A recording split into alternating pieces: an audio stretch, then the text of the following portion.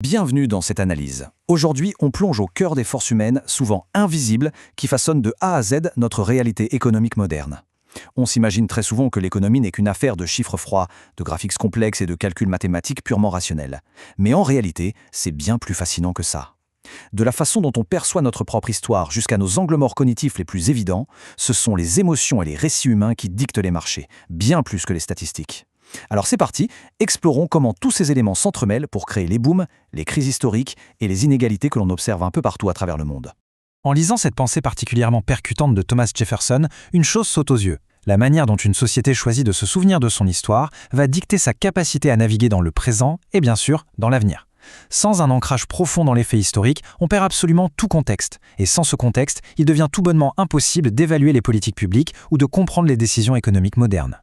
Voici donc notre feuille de route pour cette exploration. On va d'abord aborder l'histoire, les récits et la société, avant de démonter quelques idées reçues en politique économique. On fera ensuite un zoom sur l'effondrement du marché immobilier, puis on décryptera les esprits animaux et notre comportement, pour enfin terminer sur les grandes différences mondiales en matière d'inclusion financière. Commençons tout de suite avec notre première partie, histoire, récits et société.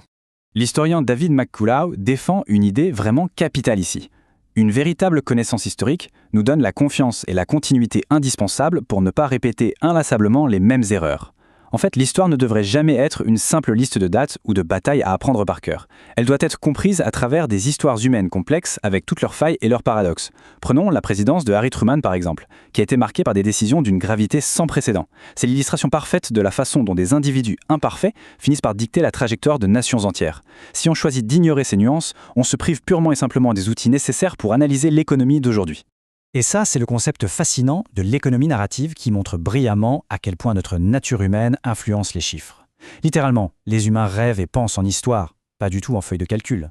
Quand un récit captivant devient viral, comme cette idée persistante que les prix de l'immobilier ne pourront jamais baisser ou que l'intelligence artificielle va créer un chômage de masse du jour au lendemain, eh bien, ça modifie concrètement les comportements d'achat et les investissements. L'économie est donc propulsée par notre amour inné pour les comptes, ce qui crée des bulles spéculatives colossales ou à l'inverse des dépressions profondes basées sur des rumeurs, des peurs ou de faux espoirs. Passons à notre deuxième partie, les idées reçues en politique économique. L'économiste Thomas Sowell a une analogie absolument géniale pour expliquer ça. Imaginons une foule dans les gradins d'un stade. Si une seule personne se lève, elle voit beaucoup mieux. C'est un fait indéniable. Mais si on applique cette logique à tout le groupe et que tout le monde décide de se lever en même temps, la vue de personne ne s'améliore et le confort global de tout le stade diminue. Eh bien, en économie, c'est exactement la même dynamique. Une politique qui semble être une solution magique pour protéger un secteur spécifique peut, une fois appliquée à l'échelle de toute une nation, paralyser l'ensemble du système. Ce qui nous amène à un point absolument crucial. Les politiques fondées sur l'idée d'un jeu à somme nulle ignorent totalement le fait que le libre-échange économique crée un résultat gagnant-gagnant et augmente la prospérité globale. L'économie, ce n'est pas un gâteau d'une taille fixe où la grosse part de l'un affame inévitablement l'autre. Grâce à ce qu'on appelle l'avantage comparatif, le fait que chacun se spécialise dans ce qu'il fait de mieux, et grâce à l'innovation, la taille du gâteau s'agrandit pour tout le monde. Le problème, c'est que lorsque les récits politiques s'appuient sur cette illusion de la somme nulle, ils génèrent des réglementations qui finissent paradoxalement par étouffer la croissance même qu'ils essayaient de protéger. Ce qui nous conduit naturellement à notre troisième partie, l'effondrement du marché immobilier. Si on applique ces erreurs de logique dont on vient de parler à un cas d'école bien réel, on comprend infiniment mieux les rouages de la crise financière mondiale dévastatrice de 2008. On entend souvent le récit selon lequel cette crise n'était due qu'à la cupidité de Wall Street. Sauf que les données économiques mettent en lumière une réalité beaucoup plus nuancée. Ce n'était pas un simple problème spontané, mais plutôt le résultat d'un véritable carambolage. Des lois locales extrêmement strictes sur l'utilisation des terres, notamment en Californie, qui ont percuté une intervention gouvernementale massive visant à promouvoir la propriété pour absolument tout le monde. Ajoutez à cela des taux d'intérêt maintenus artificiellement bas et une ingénierie financière ultra complexe, et le terrain était parfaitement préparé pour un désastre total. Et cette chronologie est visuellement frappante. On y voit clairement comment ce gigantesque château de cartes surendetté s'est écroulé le jour où les taux d'intérêt ont fini par remonter, tuant net le récit contagieux selon lequel on ferait toujours du profit dans l'immobilier. Les défauts de paiement ont déclenché une réaction en chaîne à l'échelle planétaire, balayant des institutions entières. Pourquoi ? Parce que tout le système mondial reposait sur l'illusion psychologique aveugle que l'immobilier ne pouvait tout simplement jamais perdre de sa valeur. Enchaînons sur notre quatrième partie, les esprits animaux et le comportement. Mais alors, une question se pose. Pourquoi des modèles économiques supposément sophistiqués n'ont-ils absolument rien vu venir avant ce fameux crash ? Eh bien, c'est à cause de ce que le célèbre économiste John Maynard Keynes appelait les esprits animaux. Ce concept explique très bien comment la confiance, la peur panique ou même le simple besoin d'équité prennent très souvent le dessus sur la raison et le calcul froid. Les théories classiques aiment bien imaginer que l'humain est une machine à calculer parfaite. La réalité, c'est que nos décisions financières sont totalement soumises à notre nature profonde, à nos instincts, à nos enthousiasmes débordants et à nos angoisses soudaines. Au lieu d'agir de façon purement mathématique, on est tous fortement influencés par des récits très chargés en émotions. Par exemple, prenons l'illusion monétaire. C'est un biais cognitif qui pousse parfois les travailleurs à refuser des baisses de salaire qui seraient pourtant justifiées par une chute générale des prix, simplement par perception psychologique, ce qui peut au final faire exploser le chômage. Dans le même ordre d'idées, quand des scandales de corruption massifs éclatent, comme l'affaire Enron, cela peut littéralement pulvériser la confiance de toute une nation et prolonger une dépression économique bien au-delà de ce que les chiffres réels dicteraient. C'est fou, non ? Ce qui nous amène à notre 5e et dernière partie, les différences mondiales d'inclusion financière. Quand on examine les retombées de toutes ces dynamiques, on découvre des paysages financiers radicalement opposés d'un continent à l'autre. Regardons ces chiffres, les inégalités sont vertigineuses.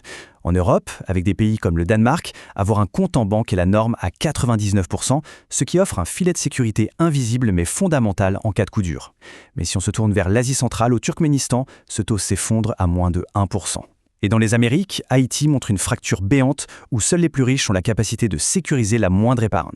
Or, on le sait, l'accès au crédit va déterminer presque à lui seul la capacité d'une communauté à survivre ou non à une crise majeure. C'est un contraste saisissant avec les économies occidentales établies où faire un emprunt à la banque est une démarche tout à fait standard. Dans énormément de nations en développement, on doit s'en remettre quasi exclusivement à sa propre famille pour se lancer. En Asie du Sud, c'est flagrant, 75%, soit les 3/4 du financement des petites entreprises, proviennent de ressources internes. Cette absence chronique d'accès au capital formel, c'est un mur de briques qui empêche des milliers d'entrepreneurs brillants de faire grandir leur activité et de créer de l'emploi à grande échelle. Et c'est justement là que l'histoire et la culture locale reviennent sur le devant de la scène de manière assez inattendue. En Afrique de l'Est, le Kenya et la Somalie sont devenus des leaders mondiaux absolus en matière de paiement mobile. Pourquoi ? Pour pallier un manque d'infrastructures bancaires classiques et des problèmes très concrets de sécurité physique liés à l'argent liquide. À l'opposé total, en Russie, malgré un nombre faramineux de smartphones en circulation, l'adoption du paiement mobile reste faible. La raison est purement culturelle. Une méfiance historique qui maintient une préférence viscérale pour le billet de banque. Bref, la technologie fournit les outils, mais c'est toujours la nature humaine qui décide, in fine, de s'en servir ou pas. Et ce chiffre de 40% est sans doute le plus édifiant pour comprendre l'urgence de la situation. Une start-up qui accède à un financement formel voit ses chances de survie bondir de 40%. Cela montre bien pourquoi une véritable inclusion financière à l'échelle mondiale est absolument vitale. Un simple accès au système bancaire, c'est un game changer qui transforme le destin d'une entreprise.